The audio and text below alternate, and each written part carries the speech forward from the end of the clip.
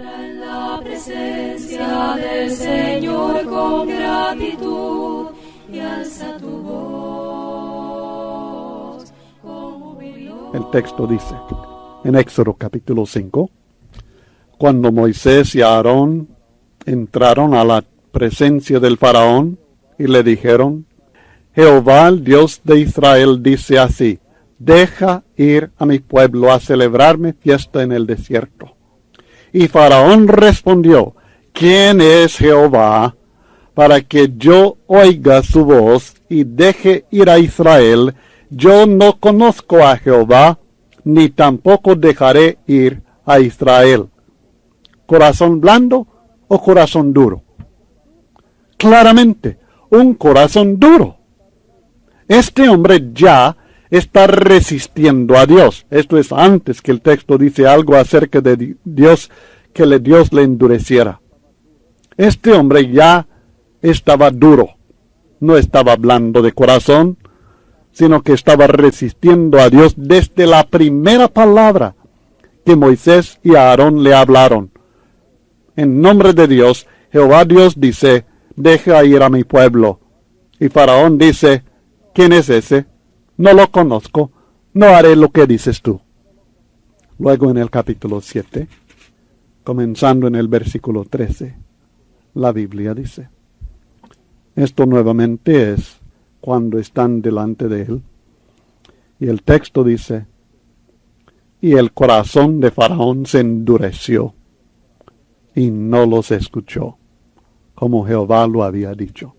Es decir, cuando ellos aparecieron y con la vara de Aarón hicieron milagros, señales. Los sabios y hechiceros de los egipcios también con sus encantamientos hicieron algunas señales falsas. Y el corazón de Faraón se endureció. No lo endureció Dios, sino que la misma condición de su corazón fue así. En el versículo 22 del mismo texto la Biblia dice, y los hechiceros de Egipto hicieron lo mismo con sus encantamientos, hablando de la plaga de sangre, y el corazón de Faraón se endureció, y no los escuchó, como Jehová lo había dicho. Nuevamente, el hombre es el que está resistiendo a Dios, 1, 2, ya 3 veces. En el capítulo 8 y el versículo 15, la Biblia dice, después de la plaga de ranas, pero viendo Faraón que le habían dado reposo, endureció su corazón y no los escuchó, como Jehová lo había dicho. Ya van 4 veces. Luego, también en el capítulo 9 y el versículo 7, después de la plaga en el ganado, entonces Faraón envió, y he aquí del ganado de los hijos de Israel no había muerto uno, mas el corazón de Faraón se endureció y no dejó ir al pueblo. Luego en el versículo 12, ya van 1, 2, 3, 4, 5 veces. Y al fin dice el versículo 12, después de la plaga de úlceras, pero Jehová endureció el corazón de Faraón y no los oyó, como Jehová lo había dicho a Moisés. Pero note que fue después que este hombre ya hubiera endurecido su corazón 1, 2, 3, 4, 5 veces mínimo, quizá más. Viendo la dureza del hombre, Dios siempre demostró su gran poder y soberanía, haciendo que él sirviera el propósito de Jehová, aunque no por medio de la obediencia. Y al mismo tiempo, Dios es glorificado y exaltado por la manera en que tuvo misericordia de Israel por su sufrimiento.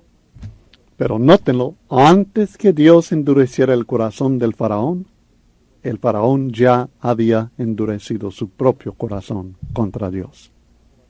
Y al fin Dios dice, está bien, corazón duro tendrás. Es importante, muy importante que entendamos un principio. Y es que Dios tiene el derecho de tener misericordia de quien quiere. Y Dios tiene el derecho de endurecer al que quiere. Esto es lo que estamos estudiando en nuestro texto en Romanos capítulo 9 y el versículo 18. Pero también es importante entender este principio en relación al tema de la justificación y la condenación del ser humano. Sí, Dios tiene el derecho de tener misericordia de quien quiere y tiene el derecho de endurecer al que quiere. Si es la voluntad de Dios justificar a todos los que tienen fe en Jesucristo, Él tiene el derecho de hacerlo. Y si esta doctrina de justificación por fe aparte de la ley es una piedra de tropiezo para muchos israelitas, y así se endurecen, no deben quejarse que Dios no sea justo, porque Dios tiene el derecho de hacer lo que quiere hacer. Y la verdad es que Dios quiere tener misericordia del creyente y quiere endurecer a aquel que no acepta su palabra en el Evangelio de Cristo Jesús. Hay un ejemplo bíblico muy claro de estas dos reacciones opuestas al Evangelio de parte de los judíos. En Hechos capítulo 2, en el día de Pentecostés, cuando el apóstol Pedro está predicando el Evangelio, anunciando al mundo por primera vez este mensaje del perdón de pecados en el nombre de Jesucristo. La Biblia dice en Hechos capítulo 2, y esto es un texto que en la Iglesia del Señor nosotros enseñamos y predicamos mucho. Después de escuchar esto, en el versículo 37, la Biblia dice, al oír esto se compungieron de corazón, y dijeron a Pedro y a los otros apóstoles, varones, hermanos, ¿qué haremos? Personas movidos, conmovidos, humillados, dispuestos a creer, a conocer y obedecer lo que Dios dice. Y lo hicieron, como 3,000 almas en ese día, que recibieron su palabra, según el versículo 41, fueron bautizados y fueron añadidos al pueblo de Dios. Pero más tarde, en Hechos capítulo 6, encontramos a otro siervo de Dios, Esteban, anunciando el mismo mensaje, el mensaje de salvación en el capítulo 6 y luego en el capítulo 7. Y en los versículos 54 al 57 de Hechos capítulo 7. Algunos de los bosquejos dicen Hechos capítulo 6, pero es Hechos capítulo 7. Oyendo estas cosas, versículo 54. Oyendo estas cosas, ya igual a lo que nosotros notamos en Hechos 2, al oír estas cosas, oyendo estas cosas, al oír estas cosas se compungieron de corazón. Pero aquí dice, oyendo estas cosas, se enfurecían en sus corazones y crujían los dientes contra él. Pero Esteban, lleno del Espíritu Santo, puestos los ojos en el cielo, vio la gloria de Dios y a Jesús que estaba a la diestra de Dios. Y dijo, he aquí veo los cielos abiertos y al Hijo del Hombre que está a la diestra de Dios. Entonces ellos, dando grandes voces, se taparon los oídos y arremetieron a una contra él. Y lo apedrearon, lo mataron. ¿Por qué esta diferencia? Bueno, algunos creyeron de corazón, algunos de corazón sensible al mensaje del Evangelio, se compungieron, obedecieron. Otros, con corazón contrario al Evangelio, endurecieron. Dios quiere tener misericordia únicamente del creyente. No tendrá misericordia del incrédulo. Aquel que no acepta su palabra en el Evangelio de Cristo Jesús, aquel que no ama la verdad, Dios lo endurece. Y con todo engaño de iniquidad para los que se pierden, por cuanto no recibieron el amor de la verdad para ser salvos, por esto Dios les envía un poder engañoso para que crean la mentira. 2 Tesalonicenses 2, 10 al 11. Injusto, dice alguno. No es justo que Dios decida salvar al creyente y condenar al incrédulo. ¿Quién dice que no es justo? Dios, soberano, creador de cielos y tierra, tiene derecho de hacer lo que quiere hacer, y Él quiere salvar al creyente. En nuestro estudio de Romanos capítulo 9, en especial culminando con los versículos 17 y 18, acabamos de aprender dos puntos fundamentales de mucha importancia. Primeramente, que Dios tiene el derecho de tener misericordia de quien quiere, y tiene el derecho de endurecer al que quiere.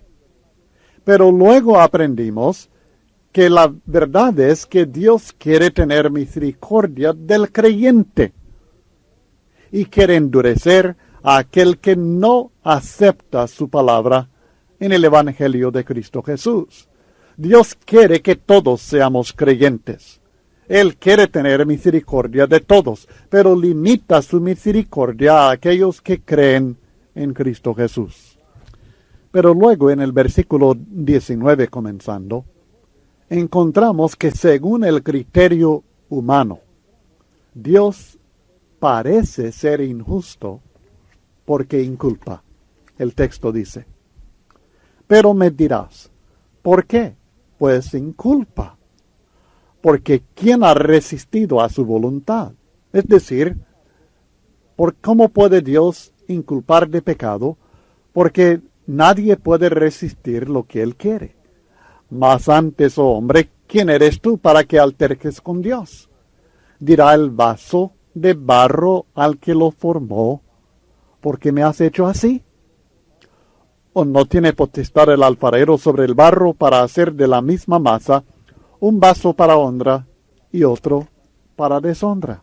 Ahora es importante tener mucho cuidado en este punto. La pregunta es, ¿quién ha resistido su voluntad?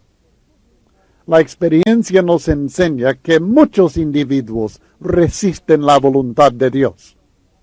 Así que hay dos errores en esta acusación contra Dios. Primeramente, presupone que Dios es injusto y que obliga al hombre a hacer lo que no quiere ser. Eso no es así. Dios no obliga al hombre a hacer lo que no quiere ser. Pero esto es lo que presupone. Es la injusticia de Dios. Y segundo error. Presupone que el hombre tiene el derecho de criticar a Dios. No respeta la soberanía del Creador. Pero la verdad es que el ser humano no tiene derecho de altercar con Dios. Y esto es lo que nos explica la razón por ello en los versículos 20 y 21. El ser humano no tiene derecho de altercar con Dios porque la potestad de Dios sobre nosotros es como la del alfarero sobre el barro. Dios puede hacer con nosotros lo que quiere, porque Dios es soberano. En los siguientes versículos nos aclara que aún así, Dios no actúa con injusticia. Dios es justo. Pero lo primero que debemos entender es que Dios tiene el derecho de hacer lo que quiere y nosotros no tenemos derecho de altercar con Él. Si Dios salva a uno y condena a otro, de acuerdo con su plan eterno, predestinado, hay una razón justa por esta diferencia. Y no le toca al hombre altercar ni dudar sobre esto. Ahora no corra adelante, no esté pensando más de lo que estamos diciendo. Sencillamente Pablo está estableciendo un punto. Y su punto es que Dios es soberano. Que Dios tiene derecho de hacer lo que quiere y el hombre no tiene derecho de criticarlo. Debe respetar la soberanía de su Creador. Debe entender su posición como barro en manos del alfarero. Pero el carácter de Dios no es el carácter de un injusto. El carácter de Dios no es el carácter de uno que obliga al hombre a hacer lo que no quiere ser. Y esto es algo que nosotros seguiremos aprendiendo y entendiendo en cuanto sigamos con el estudio. Pero el punto principal aquí es que Dios puede hacer lo que quiere porque Dios es soberano. En los siguientes versículos del Romanos capítulo 9, versículo 22 al 29, vamos a estudiar 3 obras de Dios que no son injustas. Y vamos a estar tratando de explicar cada una de estas obras de Dios y la justicia de cada una. Pero la primera es que no es injusto, que Dios soportó con mucha paciencia a los incrédulos. Esto es el versículo 22. Luego, en los versículos 22 al 26, aprenderemos que no es injusto que Dios tenga misericordia de los gentiles. Algunos están diciendo que así es, que Dios es injusto por tener misericordia a las naciones no judías, a los gentiles. No, Dios no es injusto en esto. Y tercero, no es injusto que Dios tenga misericordia del remanente de los judíos. Y esto lo estaremos estudiando en los versículos 22 al 24 y también en el 27 al 29. Consideremos el primero. No es injusto que Dios soportó con mucha paciencia a los incrédulos, leyendo en el versículo 22. Y que si Dios, queriendo mostrar su ira y hacer notorio su poder, soportó con mucha paciencia los vasos de ira preparados para destrucción. Dios, al soportar con paciencia a incrédulos, vasos de ira preparados para destrucción, al soportar con paciencia estos vasos, Dios no obró injustamente. Al soportar a estos incrédulos, Dios no obró con injusticia. Los judíos no entendían cómo Dios, después de bendecirlos durante muchos años, ahora les estaba rechazando por no creer en Jesucristo. Dios había bendecido a la nación de Israel por cientos de años. Y ellos suponían que tenían el favor de Dios. Se equivocaron. Lo que estaban gozando ellos era la paciencia de Dios. Era que Dios soportara su incredulidad. No que Dios estaba a favor de ellos. No que Dios les estaba diciendo que estaban haciendo lo correcto.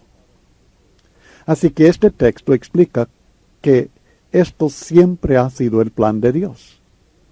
Dios siempre tenía en mente tener misericordia a solamente un grupo especial de entre los judíos. Y además de ellos, a un grupo de gentiles, los creyentes. Estos son los llamados. Llamados porque ya fueron conocidos como personas dispuestas a creer en el Señor Jesucristo y obedecer su evangelio. Así que los incrédulos son los vasos de ira que él menciona en el versículo 22. Y estos incrédulos están preparados para destrucción. Es decir, que Dios ha decidido de antemano que incrédulos van a ser destruidos, van a ser los perdidos, los condenados, los incrédulos. Y Dios, sin embargo, los soportó con mucha paciencia, con un motivo. Lo hizo para mostrar su ira y hacer notorio su poder. Ahora llegamos al segundo punto, en esta declaración de la justicia de Dios en lo que hace. Ya leímos el versículo 22, pero comenzaremos desde el 22 hasta el 26, leyendo acerca de que no es injusto que Dios tenga misericordia de los gentiles. Y que si Dios, queriendo mostrar su ira y hacer notorio su poder, soportó con mucha paciencia los vasos de ira preparados para destrucción, y para hacer notorias las riquezas de su gloria. Las mostró para con los vasos de misericordia que él preparó de antemano para gloria, a los cuales también ha llamado, esto es, a nosotros, no solo de los judíos, sino también de los gentiles. Yo sé que menciona judíos, volveremos a ellos enseguida, pero ahora enfocamos los gentiles. No solo de los judíos, sino también de los gentiles. Como también en Oseas dice, llamaré pueblo mío al que no era mi pueblo, y a la no amada, amada. Y en el lugar donde se les dijo, vosotros no sois pueblo mío, allí serán llamados hijos del Dios viviente. Así que estos son aquellos de los cuales Dios tiene misericordia, los creyentes, gentiles. Estos son los vasos de misericordia. Estos son los que fueron preparados de antemano para gloria. Es decir, que Dios decidió de antemano que los creyentes de entre los gentiles iban a participar en su gloria. Y Dios los bendijo a ellos con un propósito, para hacer notorias las riquezas de su gloria. Y como consecuencia Dios los ha llamado. Ahora noten que el llamamiento de Dios depende del anticipado conocimiento de Dios. Esto lo estudiamos ampliamente en Romanos 8 del 28 al 30. Así que si necesita repaso, ahí está el material en el estudio sobre estos textos. Pero el llamamiento de Dios depende de que Él anticipadamente conozca el corazón, la fe o la incredulidad de la persona. Dios predestina a salvación y gloria eterna a ciertas personas. Las personas que Él antes ha conocido como individuos que caben en su plan, en su voluntad, como individuos que son creyentes, personas de fe genuina, personas de fe viva que obedecen la palabra del Señor. El primer conocimiento que nosotros tenemos de la posibilidad de participar en las bendiciones del Señor es cuando Él nos llama. Y esto lo hace por medio del Evangelio, como también hemos estudiado en 2 Tesalonicenses 2, 14 al 15. Cuando nosotros respondemos con fe y obedecemos este Evangelio, recibimos la salvación que Dios ofrece. Dios no quiere mostrar su misericordia a aquellos que no tienen fe. No quiere mostrar su misericordia a aquellos que no responden con fe al llamado del Evangelio porque voluntariamente han rechazado su misericordia. Quiere que todos tengan fe en Él. Quiere que todos reciban el llamamiento del Evangelio con fe. Pero cuando el hombre no lo hace, cuando el hombre endurece su corazón, Dios también les ayuda, como hizo en el caso de Faraón, después de haberles dado la oportunidad de tener fe en la verdad.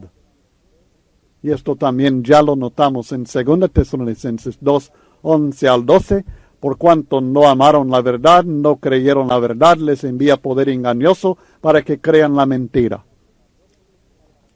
Y esta bendición de Dios para con los gentiles, este llamamiento de Dios por medio del Evangelio a los gentiles para que participen de la gloria, para hacer notorias las riquezas de su gloria, esta bendición cumple la profecía de Oseas capítulo 2, versículo 23, Oseas capítulo 1, versículo 10.